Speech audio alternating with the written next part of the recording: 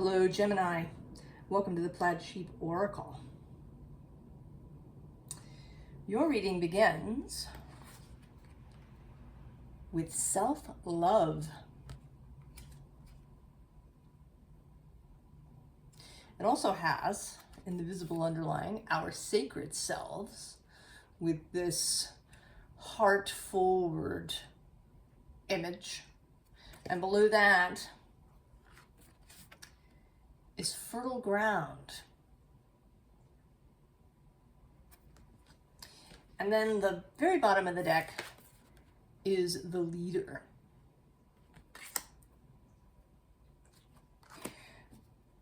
The energy that is coming through is Jupiter. He's actually here as this king of fungi, showing up. The phrase that came to me as I was shuffling is go big, period. No or. There is no or. Go big, Gemini. Below this king is the queen of fungi, and then the king of aether. So there's three monarchs here at the top. And then underneath, we have justice, the nine of fungi, nine of pentacles, and the perspicacious platypus, who is an extra card in this deck and is about, I want to say self-actualization. Right? The seeing yourself for who you are. All right, we have this mirror thing happening here.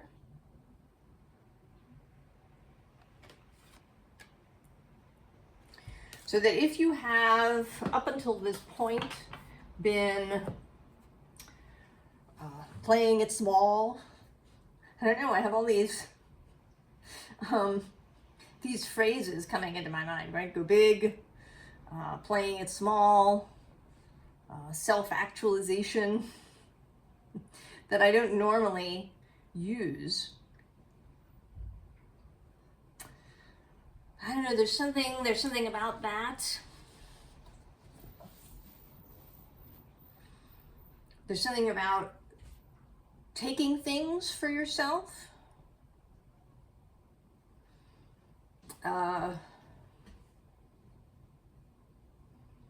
Claiming something. I'm going to take that phrase, self-actualization, and I'm going to use it in the way that I want to. How I see it. Not maybe how everybody else sees it.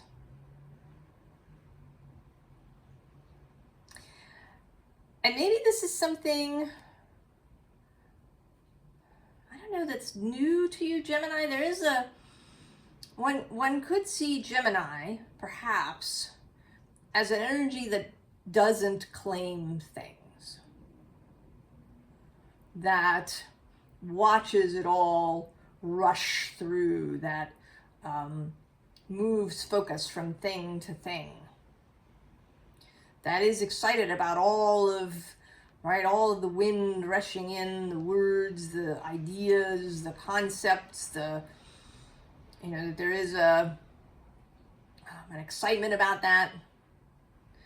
But to claim it for yourself, that's kind of the Sagittarius idea across the way. And Jupiter is at home in Sagittarius. He is bringing that energy with him. And although I think Jupiter is influenced by being in this Gemini space, I think that the primary influence is on one of expansion. Right? Go big. That perhaps instead of taking all of the different things, that you take one thing and you make it big. That this is a different view of Gemini. Rather than many, one thing that expands, right? Expands out in that air. If you have a balloon and you bring it into a space where there's fewer atmospheres, right? If you were to carry a balloon up to the top of Mount Everest, it would expand because the pressure on the outside would be smaller than the pressure on the inside pushing outward. So this is this feeling of expanding, Gemini. Right? To be, when I was shuffling, I paused at one point and wondered, I wasn't sure, is this the place to stop shuffling? And I looked underneath, and actually the card that was there is another card that came out, but this three of fungi. But I wasn't, that just didn't, right? It didn't feel quite right. I kept shuffling, and then we got, when I really stopped, here he was. Right? And not just, right, that it's both of these. The monarchs of the earthly realm.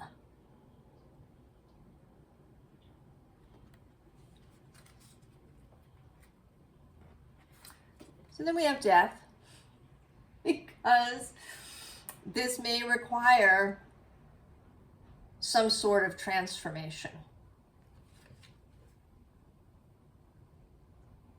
And I'm having this odd idea looking at this, that maybe normally you sort of identify with this moth energy. And there's a call to identify more with the stag energy, to put this on your head. As a shaman might wear such a thing. Right? Sometimes the idea in certain cultures of wearing animal parts is that you can temporarily take on some of that animal's characteristics. So there's almost like taking on Sagittarius and Jupiter characteristics.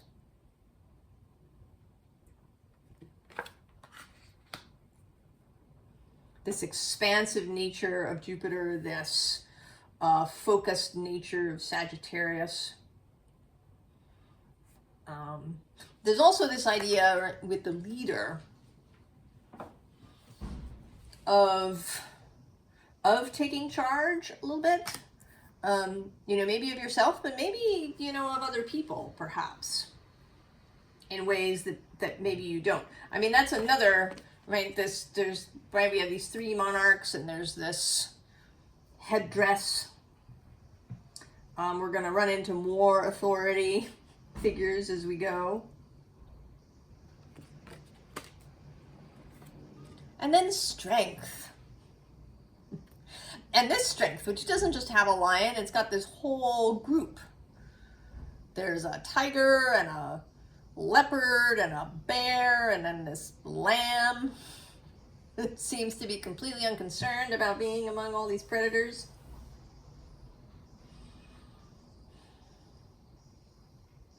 More. Go big. Go more. Here too with the giant squid.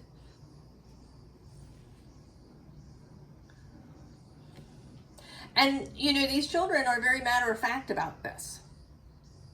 That's another aspect. This wants to become normal. for you. To become standard for you. That there may be more. Or that there can be more, that you can have more.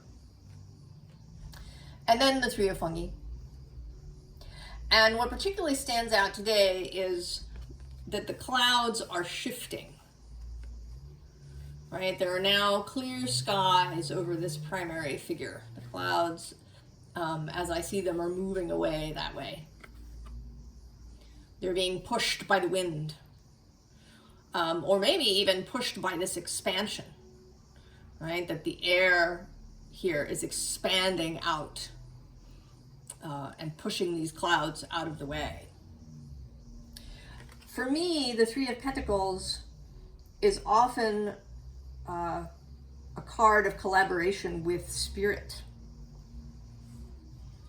The original Waite Smith card has that trio in a church. It's the church that's being constructed. So there is this spiritual aspect for me, that there's that this collaboration, and maybe also with other people, that this expansion is going to start to encompass other people.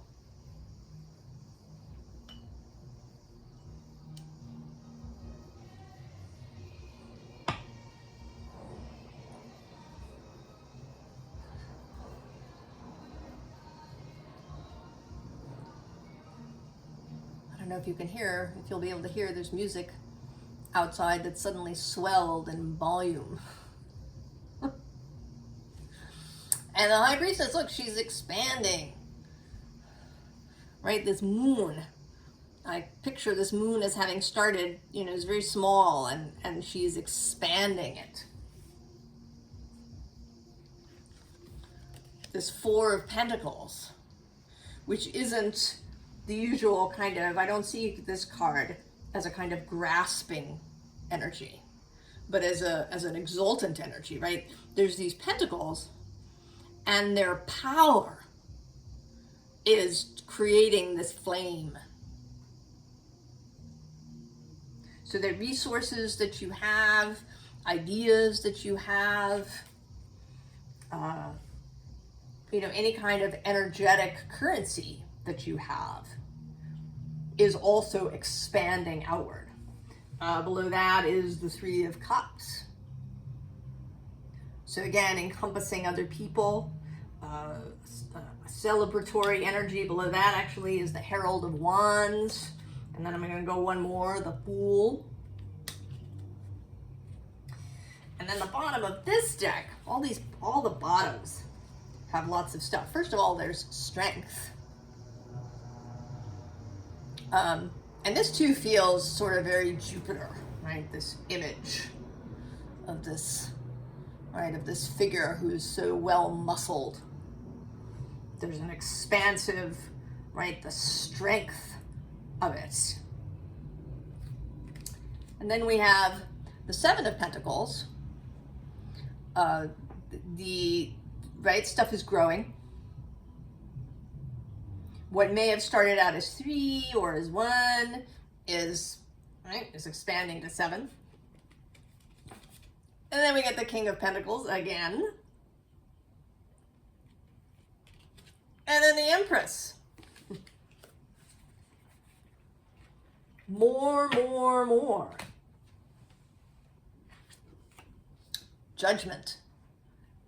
The time is now.